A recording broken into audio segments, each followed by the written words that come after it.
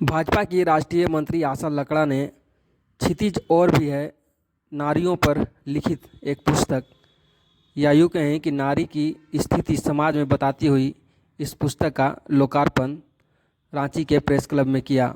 इस मौके पर पुस्तक की लेखिका मंजुला शरण मनु भी उपस्थित रहीं। क्या कुछ कहा उन्होंने इस पुस्तक को लेकर, देखें।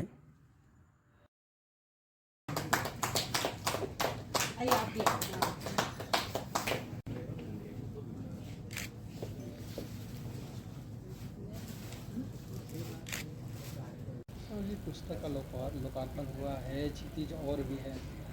क्या कुछ कहेंगे इस पुस्तक के बारे में? देखिए, सबसे बड़ी बात है कि आज जिस तरह से लोकतंत्र का चौथा स्तंभ ने यानी तीज आज तक और भी इस बुक का विमोचन हुआ है और इनकी लेखिका मंजूला जी है और साथ में इनको सहयोग कर रहे हैं आज अपने बीच में उनकी बहू और सन जेवियर कॉलेज के हिंदी के विभागाध्यक्ष जेपी पांडे जी।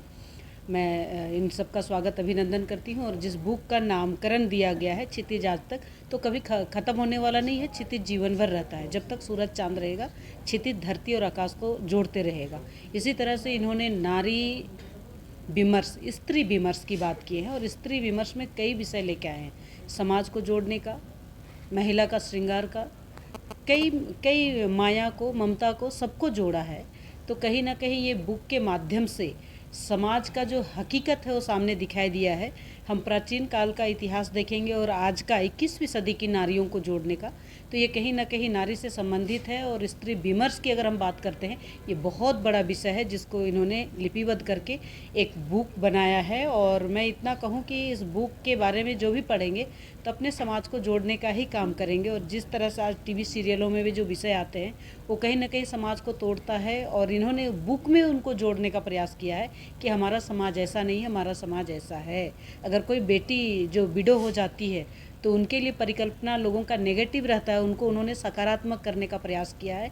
ऐसे ही जो बेटी सफ़र करती है प्लेन में और उनको नींद आ जाती है तो उनको भी थपकी दे के जगा करके उनको आशीर्वाद देने का काम किए हैं।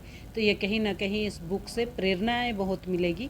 और मैं इतना कहूँ कि ऐसे ही बुक अगर समाज तलक जाती है तो सोच और विचार बदलेंगे। तो आज मैं क्षितिज और भी इस पुस्तक के विमोचन के समय सबका मैं स्वागत अभिनंदन करते हुए सबको और पुनः कहूँगी कि स्त्री विमर्श पर और भी विषय है, उनको आप ज़रूर लिखेंगे, जारी रखेंगे। एक चीज़ जैसे ही आपने यहाँ पे देखा कि एक सास अपनी बहू को आगे लाती है कि नहीं वो मेरी प्रेरणा है। लोग कहते हैं कि बहू की प्रेरणा सास बनती है, सास की प्रेरणा बहू बनी है। क्या कहेंगे अभी?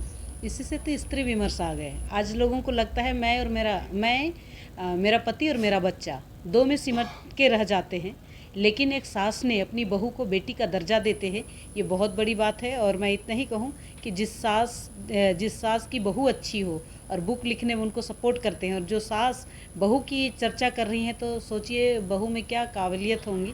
ये किसी से छुपा हुआ नहीं है। मैं तो हर परिवार को बोलूँगी कि ऐसी संस्कार होनी ही चाहिए।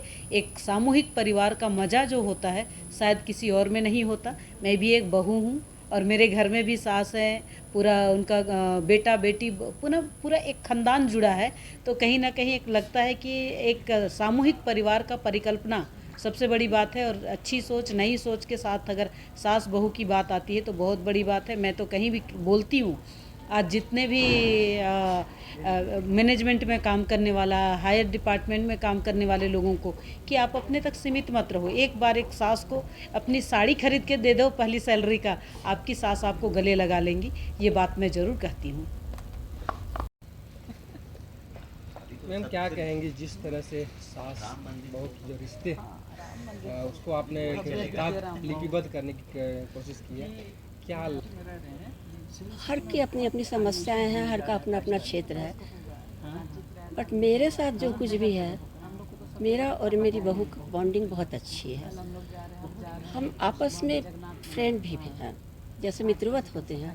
वो तो ट्रेडिशनल सास बहू हम लोग नहीं है। वो कुछ करती है उसे मैं सपोर्ट करती हूँ, मैं कुछ करती हूँ उसे वो सपोर्ट करती हूँ। और सचमुच में जो कुछ भी लिखने का है ये मेरी बहू के ही इनकरेज करने से हुआ है। मैं लिखती थी, लिखती हूँ, लिखती रहूँगी, लेकिन यहाँ तक आगे बढ़ने का जो कुछ भी मुझे मौका मिला है वो मेरी बहू के चलते। उसने ही फोर्स किया, मम्मी आप लिखिए, आपको टाइम मैं दूंगी, आप कुछ मत कीजिए, आप बैठिए, आप लिखिए। आप ये नहीं कभी बोले कि क्या माता जी आप ऐसे करते रहती हैं, उम्र है लिखने का, जन कीजिए, झूठ बोल के आप लिख रही हैं, ऐसा कुछ नहीं ना बोली? ऐसी बात नहीं है, ऐसा हमारे घर में नहीं है, बिल्कुल नहीं। बल्कि वो तो बोलती है कि ये जो ओनली नंबर, तो कुछ नहीं है। वो कभी ऐसा सोचती ही नहीं है कि भजन करने का आपका समय है, लिखने का नहीं है। अगर वो ऐसा कहती तो मैं यहाँ आती ही नहीं। मतलब सपोर्ट मिला है। हाँ।